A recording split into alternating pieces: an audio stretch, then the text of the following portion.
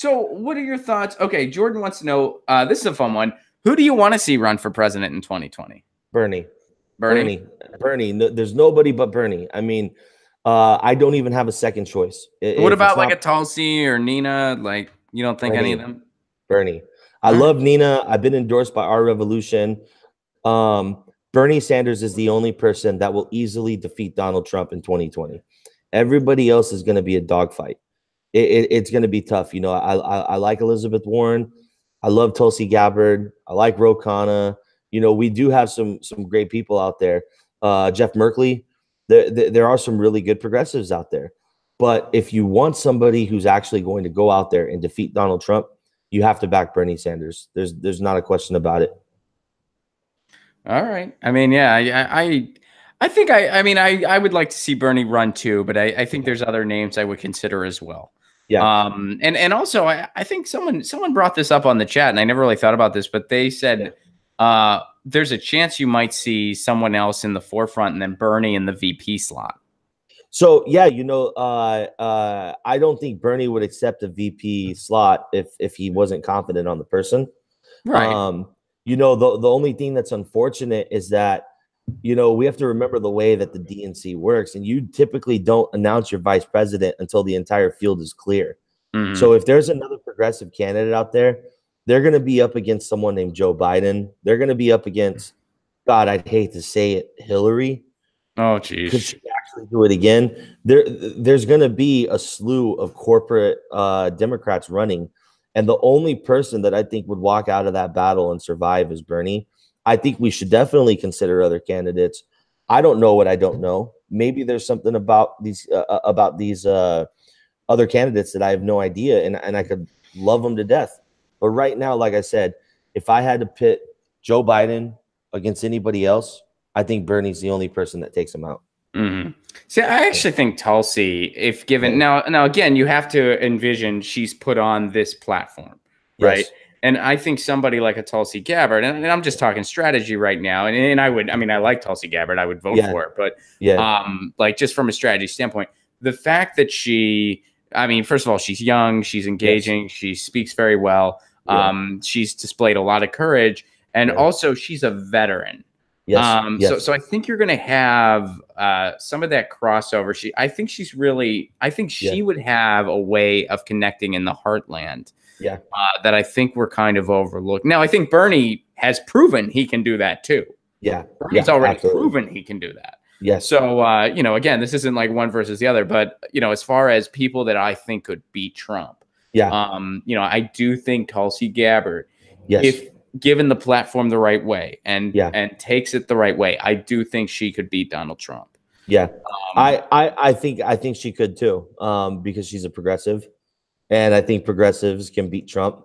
Like I said, it's not Trump that I'm worried about. It's our own Democrats putting up their shills that I'm worried about. So do I think Tulsi will beat Trump? Yeah. Bernie will beat Trump? Yeah. Do I think Liz Warren will beat Trump? Yeah. But do I think I agree with you on 2 out of 3 of those? Elizabeth Warren, I'm not so sure about. She says some good things at some right times, and then she kind of disappoints me on others. I'm not, and I want to like her, like I really do. Like I'm like, I want Elizabeth Warren to show us that she's one of us. But he hasn't quite done that, unless you know something I don't. You know, the only reason why I would support Liz Warren, if in the case that Bernie didn't run, why I'd be okay with Liz Warren running is because she went after my former boss at Wells Fargo so hard. And she was, I think, the real senator that stood out with holding them accountable. She got John Stumpf basically fired from Wells Fargo after committing fraud and scams. She really has taken on holding the banks accountable. And I appreciate any senator that's willing to do that, because I think the banking industry is the most evil industry in the United States. And I think that that's what would reshape a lot of America, is changing that industry.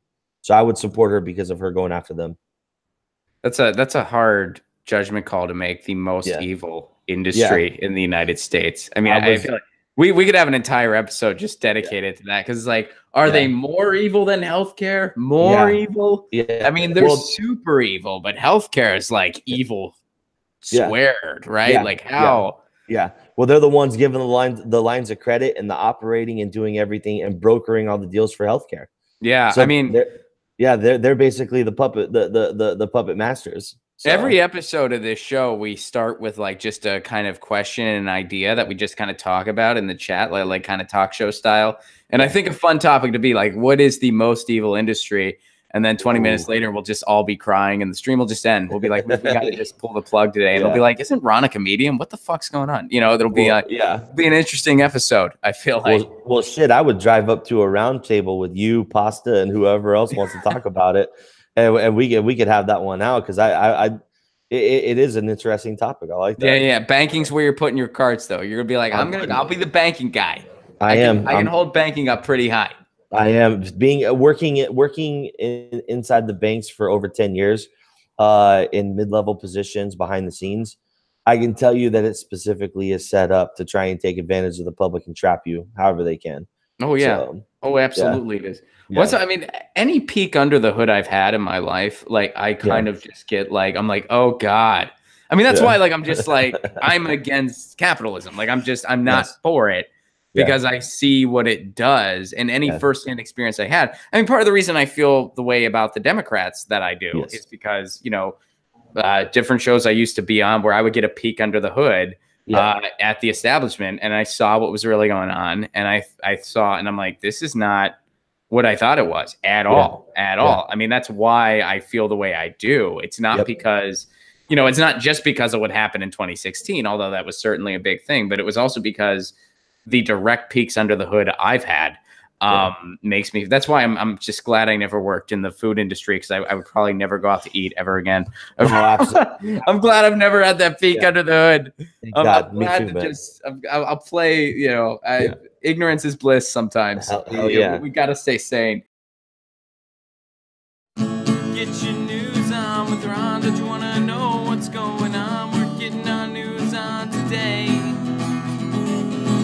Get your news on with Ron. Don't you want to know what's going on? We're getting our news on today.